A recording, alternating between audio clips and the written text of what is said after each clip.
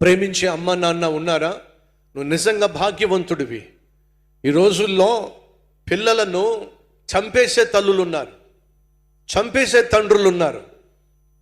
పోయిన కొన్ని వారాల క్రితం చెప్పా, 9 సంవత్సరాల అమ్మాయి అర్ధంతరంగా చచ్చిపోయింది. ఆ తల్లిలో నెత్తి నోరు కొట్టుకొని గుండెలు బాదుకుంటూ ఏడ్చింది. ఆ ఏడుపెన్న వాళ్ళందరూ వచ్చేశారు. ఏమైంది? ఏమోనమ్మా, ఏమైందో తెలియదు, పొద్దున్న లేచి చచ్చిపోయి ఉంది. సమాధి కార్యక్రమాలు చేస్తున్నప్పుడు ఎవరికో కొంచెం డౌట్ వచ్చింది. పోలీసులను పిలిపించారు, ఆ చిన్న బిడ్డను తీసుకెళ్లారు, పోస్ట్ మార్టం చేశారు.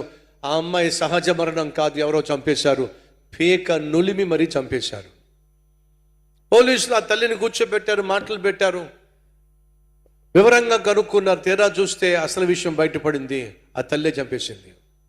ఎందుకు చంపేసిందయ్యా అంటే, పరాయ పురుషుడు ఇంటికి రావడం, తల్లితో మంచం మీద ఉండడం కూతురు చూసింది. 9 సంవత్సరాల కూతురు చూసి, అమ్మ ఏంటమ్మా, ఎవరైనా ఎందుకు వచ్చి మంచం మీద పడుకున్నాడు, ఏమిటి నువ్వు చేస్తుంది? నాన్నతో చెబుతా అంది. ఎక్కడ ఆ పాపిష్ఠురాలు చేసిన పాపము ఈ పిల్ల నాన్నకు చెప్పేస్తుందేమో అని చెప్పి పిల్లనే చంపేసిందండి. అంటే ఉంచుకున్న వాడి కోసం కన్న కూతుర్నే చంపేసేటటువంటి దౌర్భాగ్యమైనటువంటి స్థితికి ఈరోజు కన్న ప్రేమ చేరుతుందంటే ఏమనాలి చెప్పండి?